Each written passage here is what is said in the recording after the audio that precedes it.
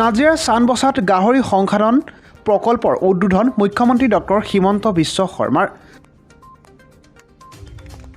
ৰাজ্যৰ সৰ্বাংগীন উন্নয়নৰ অবিৰত প্ৰয়াস বিকাশ যাত্ৰাৰ অংশস্বৰূপে আজি অসমৰ মুখ্যমন্ত্ৰী ডক্টৰ হিমন্ত বিশ্ব শৰ্মাই নাজিৰাৰ চানবছাস্থিত গাহৰি সংসাধন প্ৰকল্পত উপস্থিত হৈ গাহৰি সংসাধন প্ৰকল্পৰ শুভ উদ্বোধন কৰে।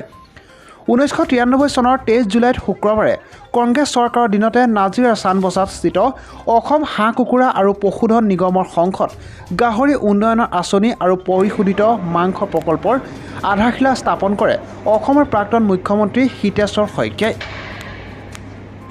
প্ৰায় 10 বিঘা মাটিত এই প্ৰকল্পটি স্থাপন কৰা হৈছিল। 2021 চনত পুনৰ এই প্ৰকল্পটি পুনৰুজ্জীৱিত কৰে অসম কৃষি পশুপালন মন্ত্ৰী অতুল বৰাই। অত্যাধুনিক প্ৰযুক্তিৰে সম্বলিত নাজিৰা চানবছাৰ গাহৰি সংসাধন প্ৰকল্পত একেলগে 400টাকৈ গাহৰি সংসাধন কৰিব পৰাৰ ক্ষমতা আছে। প্ৰকল্পটোৰ নিৰ্মাণৰ বাবে ব্যয় হৈছে 11.44 কোটি টকা।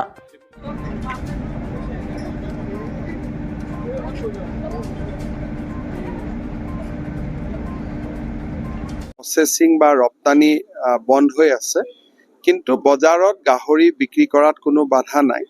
সেইবাবে প্ৰথম অৱস্থাত অলপ কনজাৰভেটিভলি চলিব আৰু পিছলৈ ইয়াক আমি আগুৱাই লৈ গৈ এটা ভাল ব্ৰেণ্ড তৈয়াৰ কৰাৰ বাবে চেষ্টা কৰিম।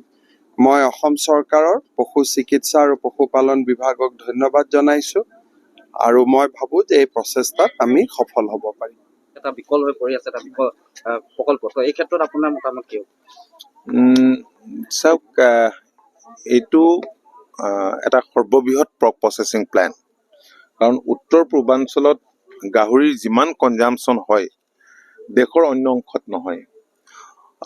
পাঞ্জাৱ হাৰিয়ানাত যিবিলাক ডাঙৰ ডাঙৰ গাহৰি ফাৰ্ম গঢ় লৈ উঠিছে, তেওঁলোকে এইখনকেই বজাৰ হিচাপে লৈছে। অসম তথা উত্তৰ পূৰ্বাঞ্চলক প্ৰায় 500 crores মানৰ ট্ৰেনজেকশ্যন গাহৰি মাংসত হয়।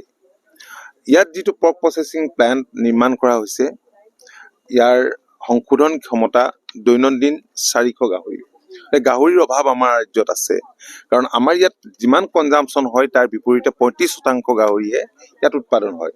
গতিকে আমি এটা পৰিকল্পনা কৰিছোঁ, কিন্তু পৰিকল্পনাটোত জটিল লাগিলে আফ্ৰিকান সোৱাইন ফিভাৰৰ কাৰণে বহুত গাহৰি মৃত্যুমুখত পৰিল আৰু মাজে মাজে ইয়াৰ প্ৰাদুৰ্ভাৱ হৈ আছে। এই যিটো ডিজিজ, এই যিটো বেমাৰ আজিৰ পৰা 100 বছৰতকৈ অধিক বছৰৰ আগতে আফ্ৰিকাৰ কেনিয়াত আৰম্ভ হৈছিল। তো বায়'চিকিউৰিটি মেইনটেইন কৰাৰ বিকল্প নাই। বায়'চিকিউৰিটি মেইনটেইন আৰু আমি ভাবোঁ যে এনেধৰণৰ যিবিলাক স্লটাৰ হাউচ বা এনেধৰণৰ প্লেণ্ট, এইবিলাকৰ জৰিয়তেহে আমি ইয়াক ৰোধ কৰিব আমি পাৰিম। গতিকে এখন বিশাল মাৰ্কেট আমাৰ সন্মুখত আছে। হয়, আমাৰ ইয়াত প্ৰচেছ মাংস খোৱাৰ অভ্যাসটো খুব কম, কিন্তু আমি এক্সপৰ্ট কৰিব পাৰোঁ, আমি বাহিৰলৈ পঠাব পাৰোঁ।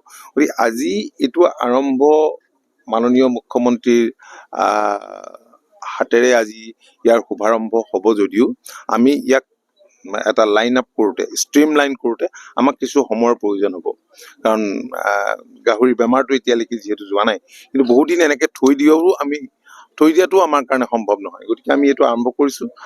আৰম্ভ কৰিবলৈ আজি আনুষ্ঠানিকভাৱে তেখেতৰ হাতেৰে আজি আমি মুকলি কৰাৰ পিছত আমি কিছু সময় লৈ কেনেধৰণে ইয়াক আমি ৰান কৰোঁ তাৰ কাৰণে আমি ব্যৱস্থা গ্ৰহণ কৰিম।